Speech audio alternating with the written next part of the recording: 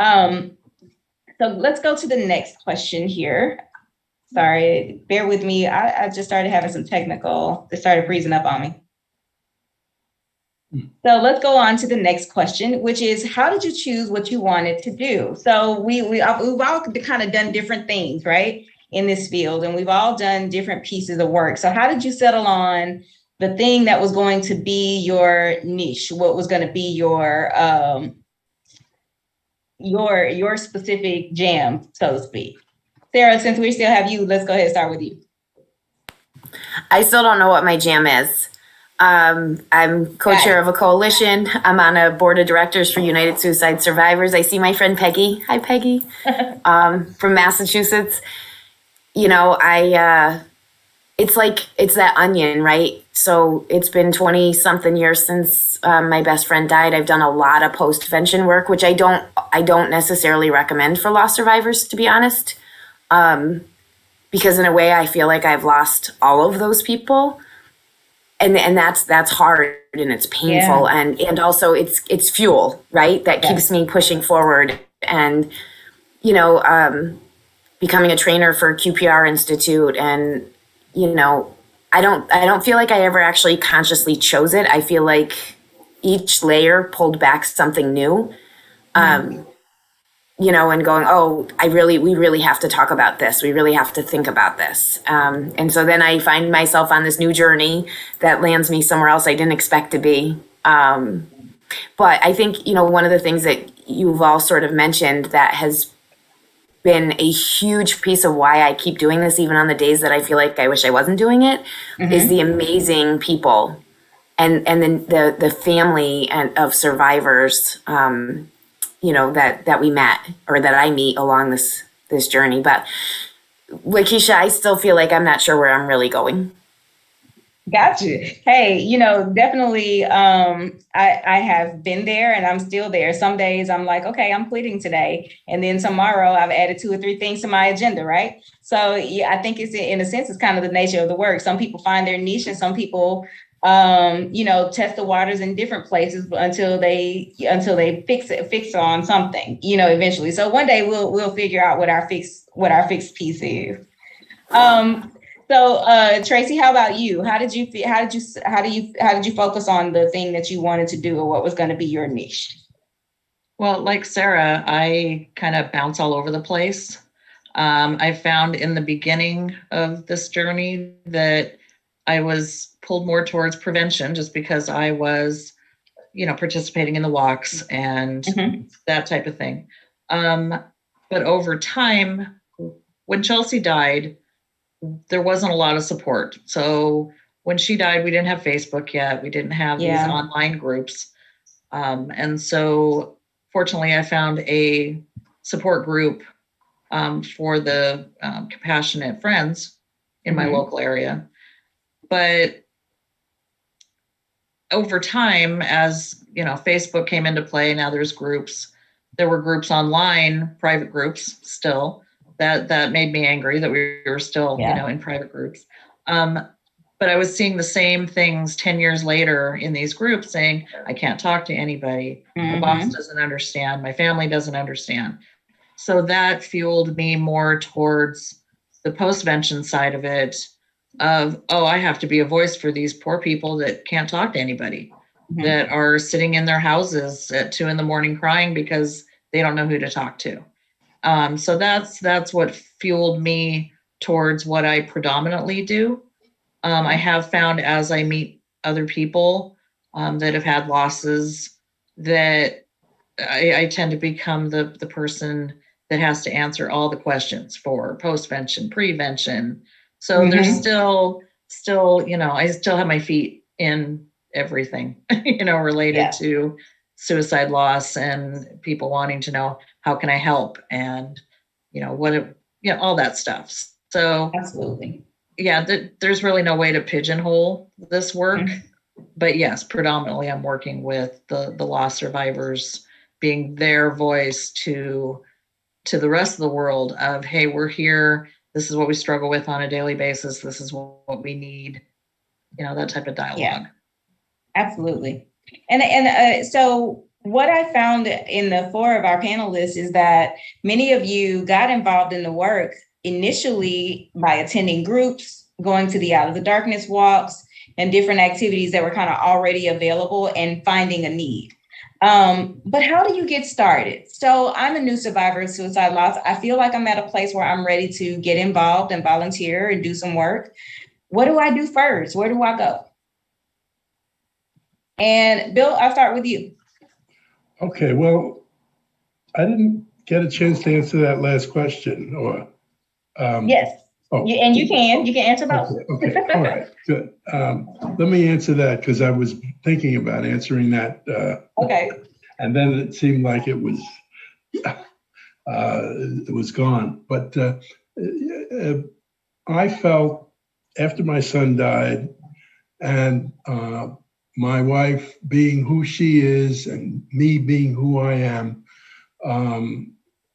ultimately, I felt a great duty and obligation to use our knowledge and our position, because here I am, or here I was before my son's death, a professor of sociology, a master of survey research. I had gotten government grants to do various studies on many things of social science subjects. And I knew how to do survey research, and I knew it was necessary.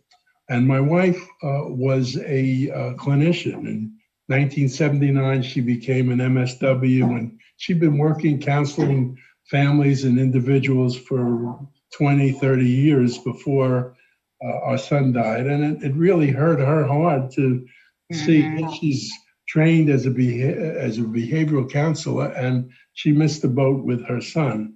And here we were both sort of in the world of being professionals and also being survivors. So we, saw it as we are in a unique position, sitting on both sides of the table. We know what it's like to lose a family member. We know what it's like to do the research and to counsel people. And ever since we saw that, we've been feeling a sense of obligation to share our expertise, and from both sides of the table to give as much help as we can. And this is what we do. And, until we die, we'll be doing this because it makes us feel better, and it's what we have the skill set for, and we're going to do it. And it isn't something we hesitate and feel we have to run away from it. At certain points, we may say, I have enough writing stuff here.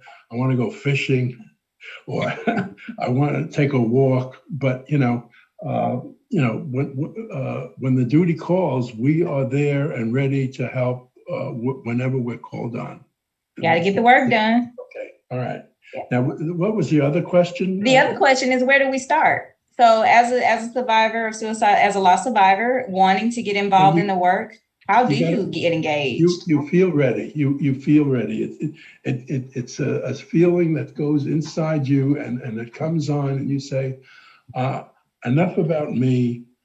It's these other people. And we see it every time we have a support group meeting. When people who come to support group meetings for the first time see somebody more distressed than them, they reach out and say, how can I help?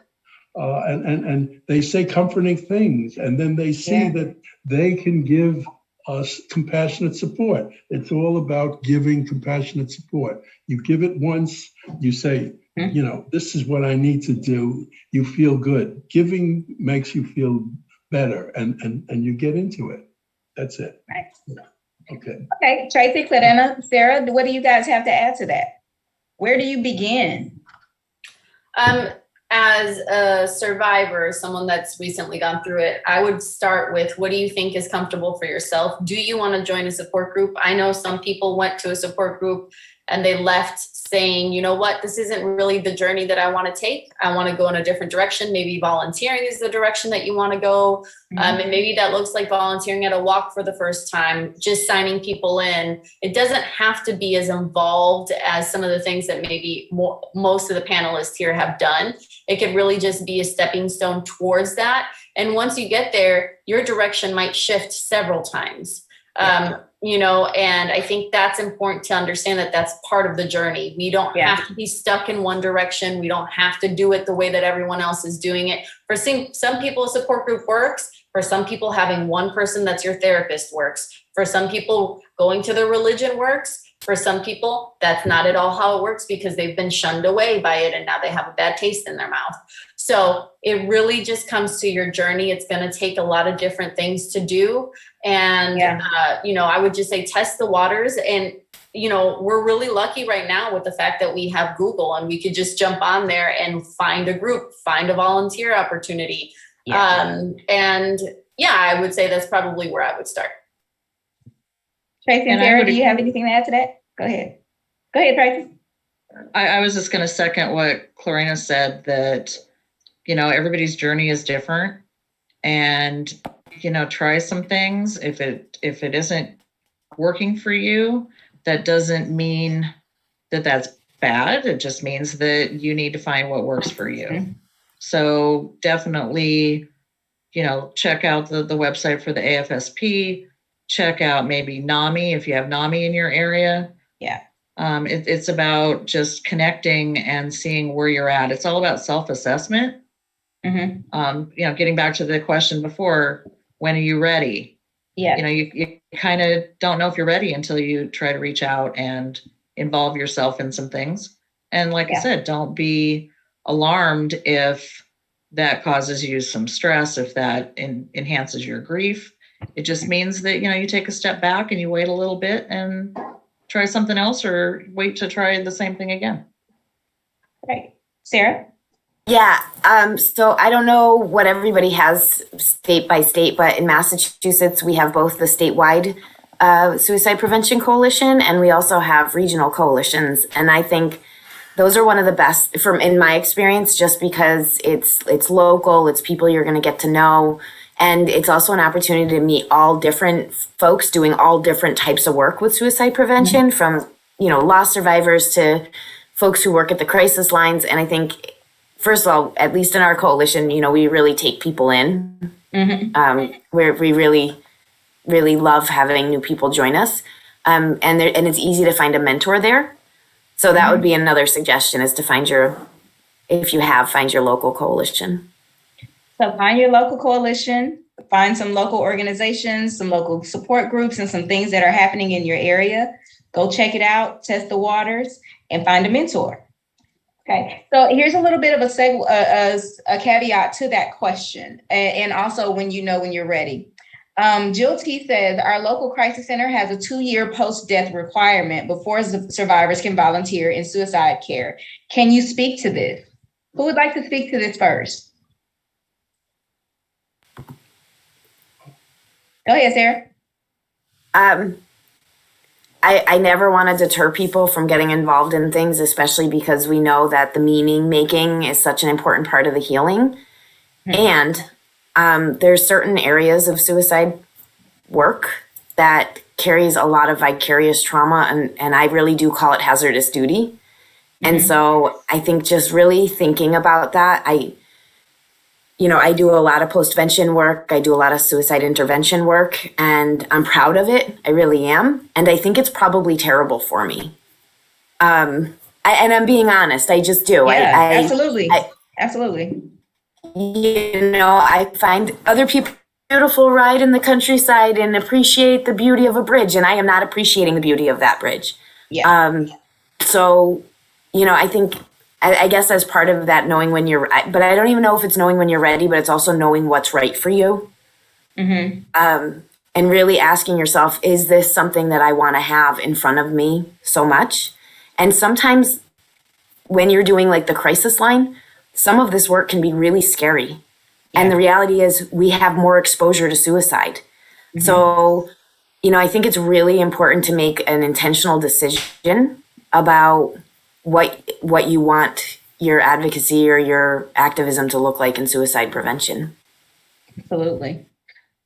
I would Diana? also add on to that. Oh, sorry, Keisha. I was Go going to ahead. say, I'd also add on to that it's not even them turning away survivors, right, when they're within the first 2 years, but it's also making sure that the people on the other end of the line are getting the help that they need. And if we're all of a sudden in crisis and we don't realize it, it might be as simple as holding your breath and not saying the thing that you're trained to say in the moment. Mhm. It could really hinder the other person on the other line.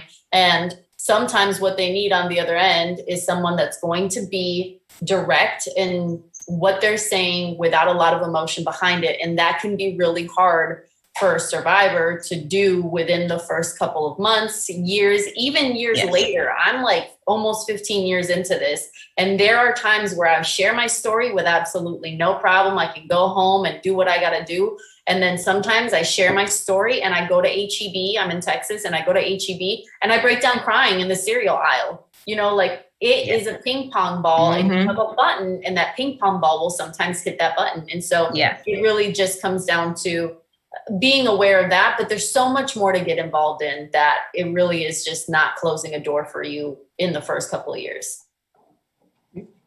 Tracy, I saw you unmute yourself. Go ahead. Yeah, I was going to agree for this type of work. I understand the 2-year mark minimum, just because it is so taxing and emotional. And I think we could all agree that within that first 5 years or so, we're still in the fog. So it's easy to say, hey, I'm ready. Let's do this, because we just don't know any better. I did see when Jill's question came in, though, we were actually talking about support groups. So I don't know if she was actually referencing the support groups. And I would say for the support groups I see that have a minimum time of loss before they can attend, I don't always agree with that because, at a week out, I was a mess. And had I not found the support group that I met with, I don't know how it would have turned out for me, honestly.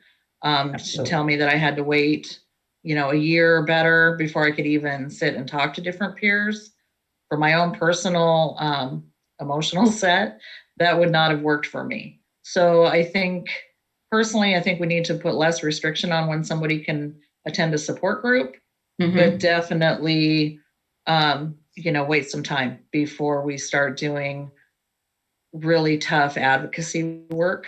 Yeah. And, like Clarina said, there's still some stuff you can do when you're short term, like attending, different events and just kind of get your feet wet with what other people are doing.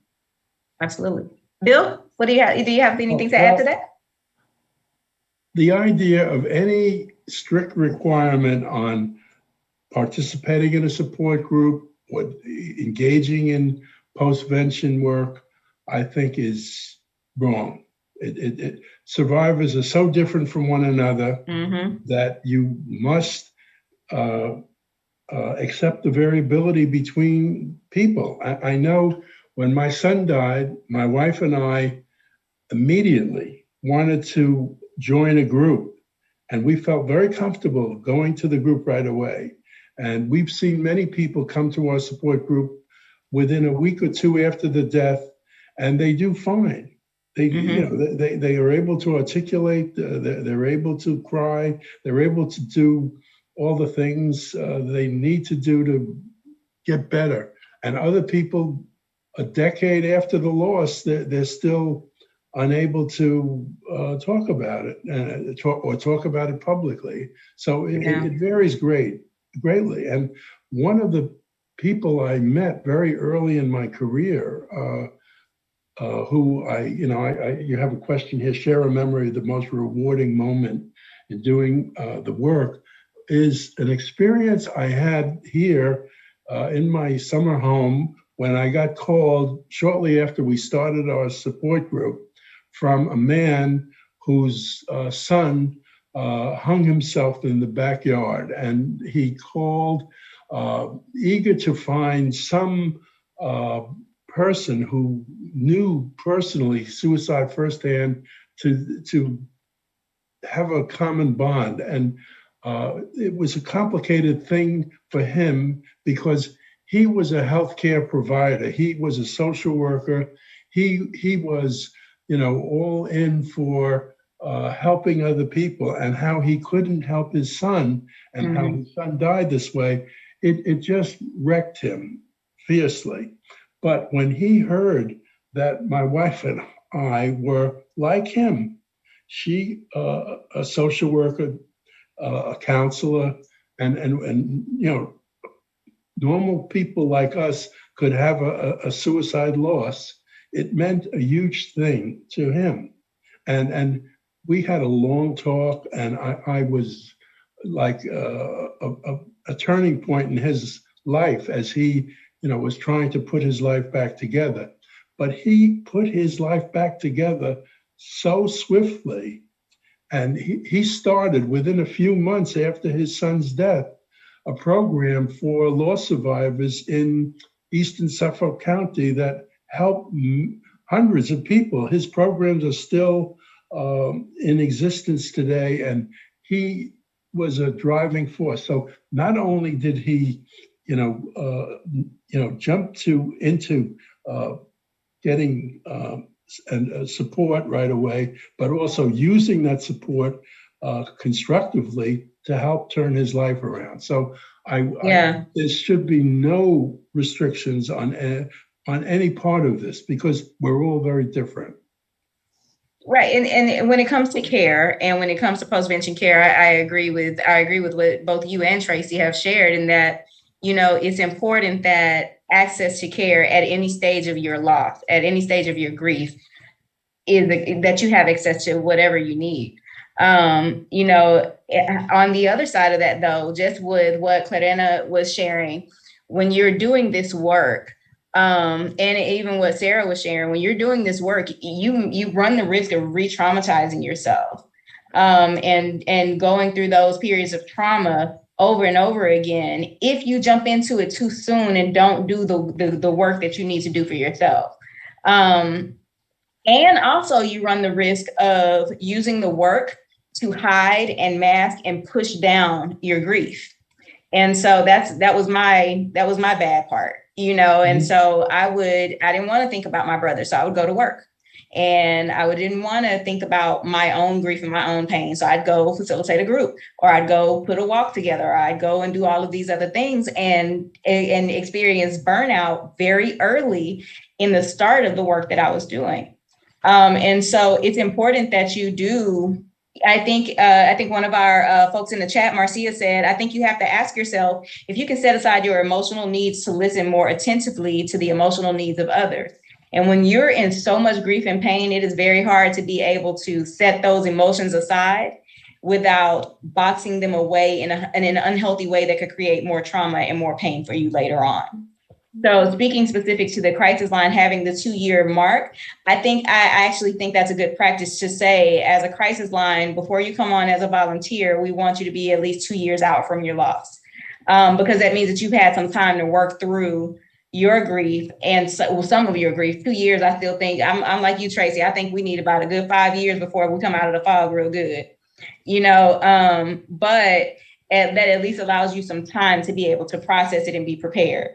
And also as an organization, it would be great to have some alternatives for those who are new in their loss and still want to support, and so caring contacts, sending out caring contacts cards would be great. Have you all heard of caring contacts before?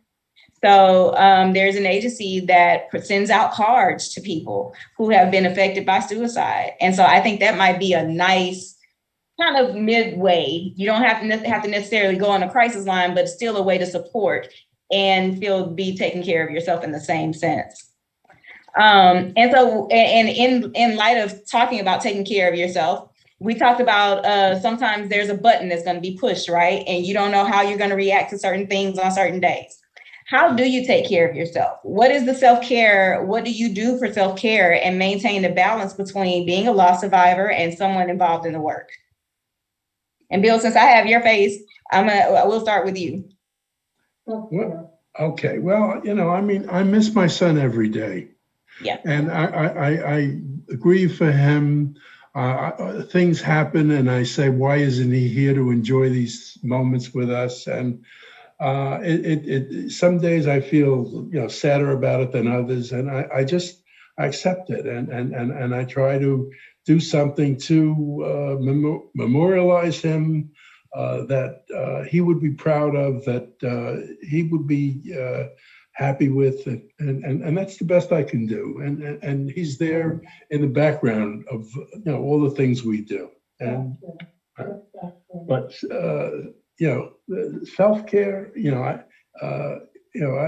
if I'm doing good for him, as I perceive what his needs are, I think I'm happy for myself. One thing works to the other, and I don't see any conflict, in terms of any of these parts. I mean, my wife and I are always have an open forum to talk about anything that we have.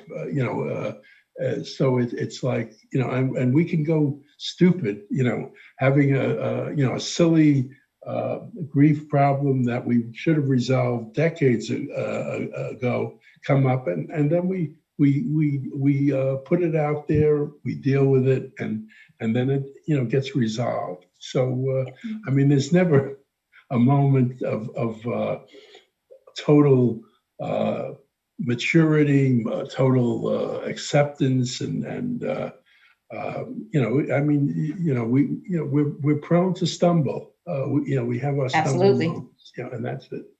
Yeah. Okay. Tracy, how about you? How do you keep the balance between self-care and as self-care as a loss survivor and someone involved in the work? Self-care is so important. I find I'm kind of an extremist. I'm, either 150% working, for the lost community, or I'm shut down. So I have to I actually write myself little Post-it notes and put them all over saying, take a break, go drink your water, that type of thing. I like to take long walks. I just, I finally just walk away from the work and I say, time for me. I go gardening. I never used to be a gardener.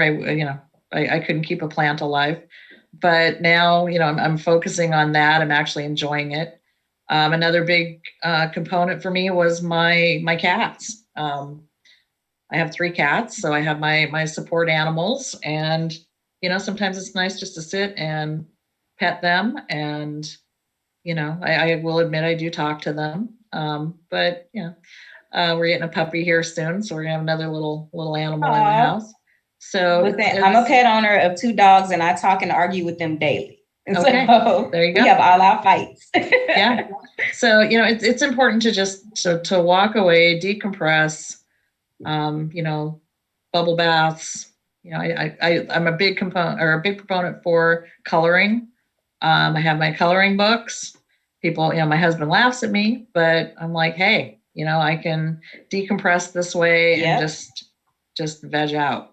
Don't sleep on the power of a good coloring book. I'm telling y'all, you're missing out on a lot. You're missing out on some great self-care if you don't have a coloring book and a nice big box of Crayola crayons ready to go. Yep, definitely. But Anna, Sarah, what do you have to add? How do you maintain the balance, and how do you take care of yourselves? Go ahead, Sarah. You guys actually caught me. I don't know if you figured out what my background is here, but I am currently in my camper. There it is. There it is. Because I have realized that for me, it's nature. It's especially after everything COVID, just being able to hear people. My son is in the Navy, and my daughter is going to be a senior in high school. So I miss having little people, and I get to watch other people's kids ride bicycles. And so the campground and camping is huge for me. The other outlet that has been incredibly helpful is writing. I've actually published one novel. This is me in a nutshell. I can't ever stay on one course, but I have one novel. I have a children's book that I wrote, and I have a series of books for men's mental health that I'm writing. And so it's a way of, not only feeling like it's meaningful, But also, I really believe that your brain just processes differently when it's coming through your hand instead of through your mouth. So writing has been a huge part of my self-care. Nice. Clarena? I think my self-care has shifted through the years as my journey has gone on. So at the beginning, my self-care was going to support groups. It was going to the walks. It was going to all of these events where I felt like I was surrounded by people that cared and understood. When I said why, no one was like, oh, we don't know what she's talking about. Like everyone got what that meant.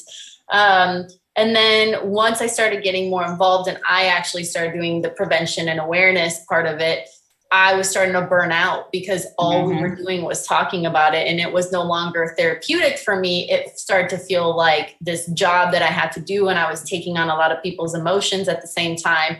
And so I started to have to realize, like, you have to slow down and you will burn out, and then you won't be good for anybody. So I started to do a lot more that involved like the things that I used to love to do. You know, I actually made a list of 6 things that I love to do that had nothing to do with suicide prevention awareness. It was like hiking, dancing, all these things. And then when I would start feeling myself, you know, get stressed out or burn out, I would use dice, and whatever number it would land on, that's what I would do that day. And I would make sure that I did it. And it wasn't like a 10-minute thing. If I was going to walk, I was going to go walk for like an hour on the trail. If I was going to dance, I was going to go out and dance for the night. And I promised myself I wouldn't leave the club till midnight or after, you know, like actually enjoying myself and taking my time to do that. And so that's actually a practice I brought back in again recently when COVID started.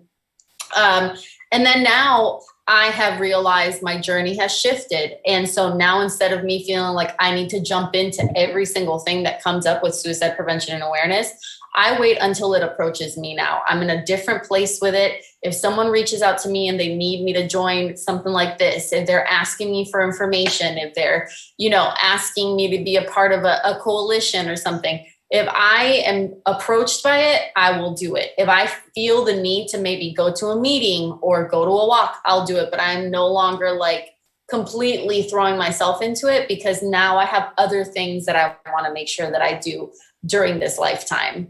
And so I just feel like it changes for me. It's shifted through my journey. But, you know, it definitely is just paying attention, which can be really hard when you are going through the shift of mourning everything and having everyone's emotions on you. So we have about, and thank you all for sharing. We have about 10 minutes left. And so I'd like to open the floor for our audience to ask questions. We have one question already from Jill T. She asks, were any of the panelists supporting loved ones with severe mental illness diagnosis for years prior to their suicide, and how did that impact their direction in the work they do now? And you're nodding your head, Clarena, so chime in. Sure. So my mom was a young mom. She had me when she was fresh 17 years old. And then we moved from Colombia to the United States at a young age, both of us, right? I was like 3 when I got here.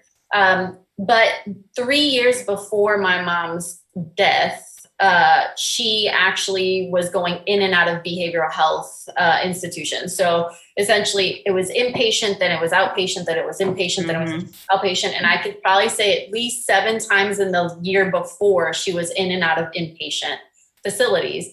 Diagnosis went from depression, anxiety, bipolar, all of these things were just listing. I mean, the medications, I had power of attorney over everything at the age of 18 because she at that point could no longer handle those things. And so she was a single parent. I was the oldest sibling. We have my little sister, Kat, and it was really hard to see your mom essentially turn into your daughter, you know, because now at that point, you're taking care of everything and you're having to see the person that raised you, that was the most powerful being, be not in control.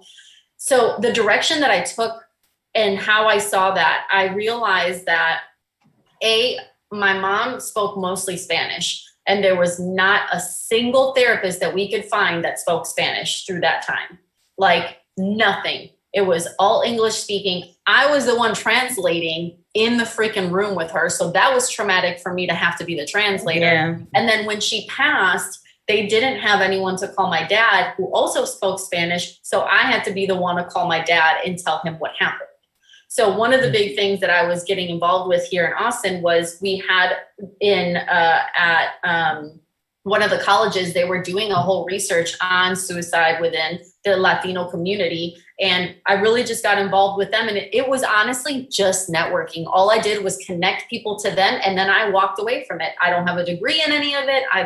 That was it. That was my big thing there. The other thing that I would say that really drove me to do is I got really lucky with AFSP and got to go to Washington, D.C. twice and spoke with Congress about the needs that we see and the things that we really are looking to put in place. And unfortunately, that doesn't always look like putting my mom's face in someone's face and saying, hey, I lost my mom. Sometimes it looks like explaining to them that most of their voters are the ones that are dying by suicide. And this is how much money that costs. And like things that really make sense to them, that to us is not an emotional gripping, like this story that's going to bring, it doesn't work like that. So the training that I got there, the fact that I got to go to DC, this little Colombian girl that would have never thought would have had the opportunity to speak to some of these people, like that was what I took from it. Keeping her name alive and fighting for that and seeing the families that are still going through that. I mean, we don't have enough bilingual therapists in any form in the US. So I think that's one of the things that really drove me. I was just speaking to a group here in Houston. I'm in Houston, Texas, and Houston has been priding itself the last few years of being one of the most diverse cities, the most diverse city in the country. And yet we do not have one single bilingual loss survivor group, and it's a travesty. It's a complete travesty. And I was like, don't ever brag to me about being a diverse city and you're not even meeting the needs of language, in this city. And understandably so, Houston, I think the citizens of Houston, Texas speak over 190 different languages. Mm-hmm. However, we can at least try to meet the needs of some of the majority. And there hasn't been the effort in that sense. Another question that's come up is, after the decades of service, how do you shift gears and trust that your journey needs to take a 180 turn in a new direction? Tracy, Bill, or Sarah, do you guys have a response to that?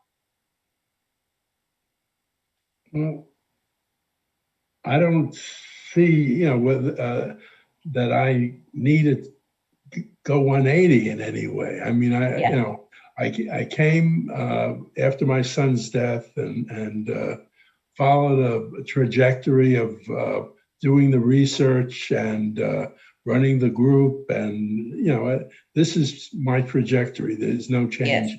But the other piece of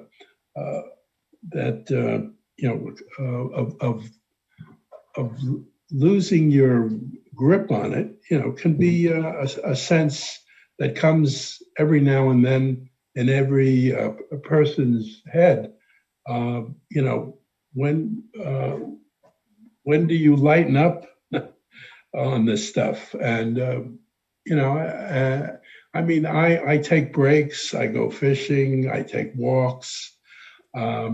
And I try to clear my head sometimes, but I always come back with refreshed energy to dig into the next paper or get into the next issue with a person who has a problem, who needs help. Try creatively to respond to them and give them something. Support groups are not for everybody. And this has been said and resaid many times over. And what works for people who don't use and can't use support groups is a great challenge to us. And we have to keep working at that and find things that help. Sometimes you just give people a book or an article and they run with it and they get help from it, and they don't need any other person to guide them.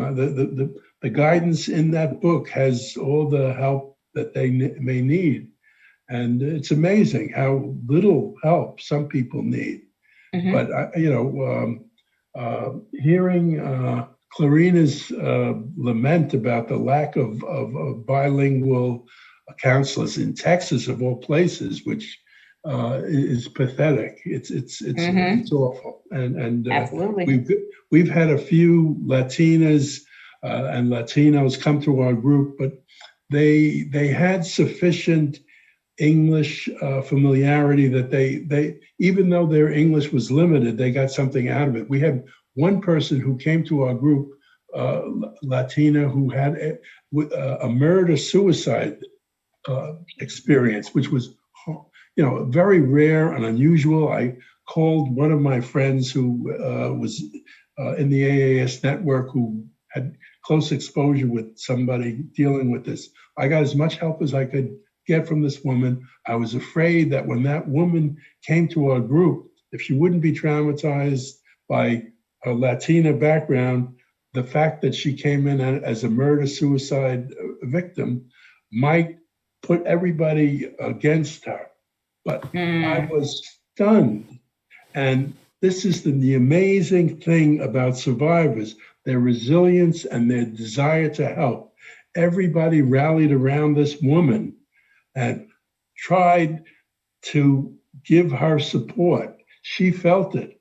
She stayed in our group. Although she could barely speak English, she got a lot out of it. And, it was an amazing experience of this woman, murder-suicide. And she just, found that we were there for her as a group. And that's so important. That's what it's all about. Absolutely. Well, you guys, we have 1 minute left. Are there any final words? Sarah, you unmuted yourself. Go ahead. I would also just like to add to Peggy's question. I think we all have to know when we've reached the difference between making meaning out of our loss and holding honor guard. And for some of us, it crosses into holding honor guard, and that's not good for us. And I don't believe that any of the people that I lost would want that for me or from me. So, I think just asking yourself, am I still doing this because it really is meaningful and I love doing it, or am I holding honor guard?